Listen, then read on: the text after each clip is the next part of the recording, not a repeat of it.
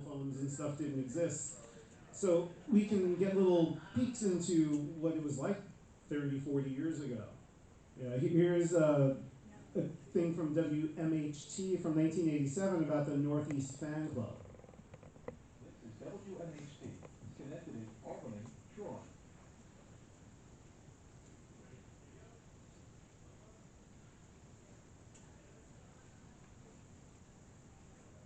I'm Mary Caroline Powers, and welcome to this special edition of the Capital Region's Our Town TV.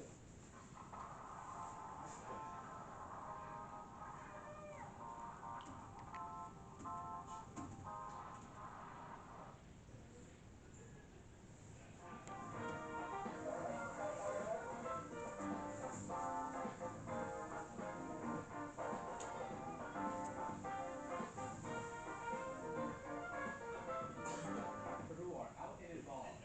They're members of Doctor Who Northeast. Showing the strengths and diversity of the Capital Region. A great place to live and work. Additional funding provided by Salisbury Chevrolet. Chevrolet makes the cars. Salisbury makes the difference.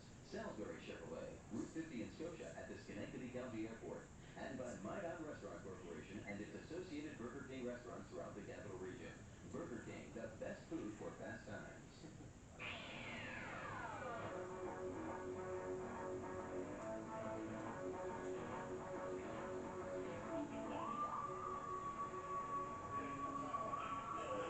The world of science fiction is a mystery to most, and so are the fans. A British science fiction show, Doctor Who, is a hit around the world, and in the Capital District as well. Instead of just sitting in front of their television sets each week, the fans of Doctor Who are out and involved. They're members of Doctor Who Northeast. Kathleen Cummings is the president of Doctor Who Northeast, a 3-year-old fan club with more than 150 members. Doctor Who is rather a phenomenon in this country. It's a children's show gone wild. Each member of the fan club has a different story about how they got involved. Patricia Young contributes to Doctor Who Northeast through the monthly newsletter. And I've seen various newsletters, and they had no artwork in them. So I went up to the editor and I said, hey, can you use some artwork? And she says, sure. And I've got a great idea for a 3-panel cartoon starring a character called Cybercat, but I don't know what he looks like. So I sat down and I started to draw it. And I brought it in, and everybody loved him, and he's been virtually in every single month since. Tammy Ryden, editor of the club's newsletter, stumbled upon Doctor Who quite by accident. Well, I love science fiction, and I had watched Star Trek until I was rather sick of it, where you see every single episode 10 times at least. So I was dying for something new. And I'd heard of Doctor Who, but I'd never seen it. I stumbled across it one Sunday and watched it. And I figured, well, give it a couple of weeks, and I was hooked. Well, in the original series, 21, 22 years ago, when it first began, the Doctor was just an eccentric old man. You never knew that he was an alien or anything like that. He could be just some crazy inventor who made a time machine. But eventually there came a time when that actor had to leave the series. But it was so popular in England, they didn't want to let it die. It's time to say goodbye. Don't give up. I can't leave you here. Like the generators. I don't know. So he never really dies. He just turns into somebody else.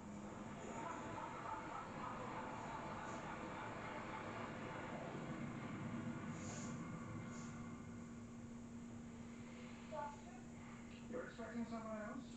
the special effects can be absolutely horrendous. Just go to Charles. WMHT, the local PBS station which shows Doctor Who every Sunday at 5 and 11:30 p.m., receives a lot of response and support from the show's fans. We don't hear from everyone who watches Doctor Who, but we hear from many of them, and they enjoy the program immensely. They find it very different than anything else on television, and they've been very helpful here at the station, both with us helping us out during membership drives and pledging their support during our membership drives. We get a lot of cards and letters from our Doctor Who fans, and they know each episode backwards and forwards and forwards and backwards. Very knowledgeable viewers. Inside the Albany Public Library, where the club meets, it's like a science fiction show and tell, with fans sharing news about the Doctor, his companions, and the world of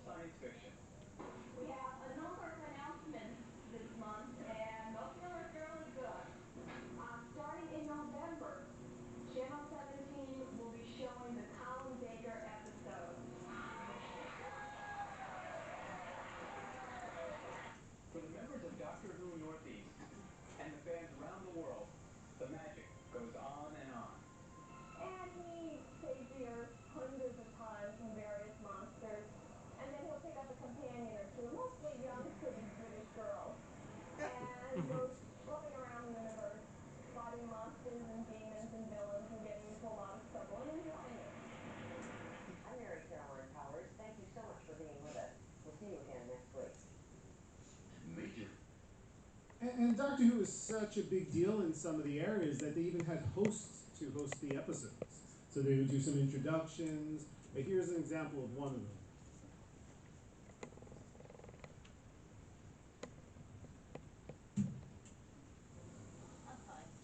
Natural born wackos. And it gets wackier, Whovians, with next week's Future Echoes. I think you'll enjoy the fun and games aboard the Red Dwarf as it drifts through future space in the months to come.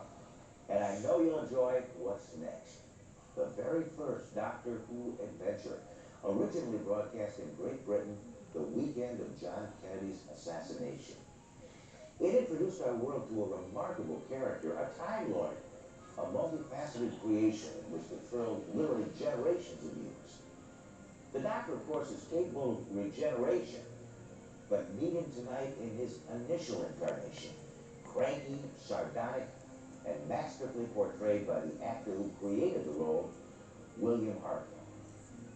It was a grim November weekend some 30 years ago when this Doctor made his first house calls, delivering awe, wonder, and an unearthly charm. If you are ready, the Doctor is in. It's a little bit different than what we're used to. Acquisition of this program was made possible by Friends of Iowa Public Television. So over the years, because of the different ways you can see Doctor Who, PBS stations have dropped it. I think there may only be one that still airs it, but it's changed over the years. They've gotten better quality copies. Most of them have moved to movie-length versions. Here's a little. There's still some people who are actually actively making sure that the best versions of these episodes are available to see on the PBS stations. So here's a little clip about how they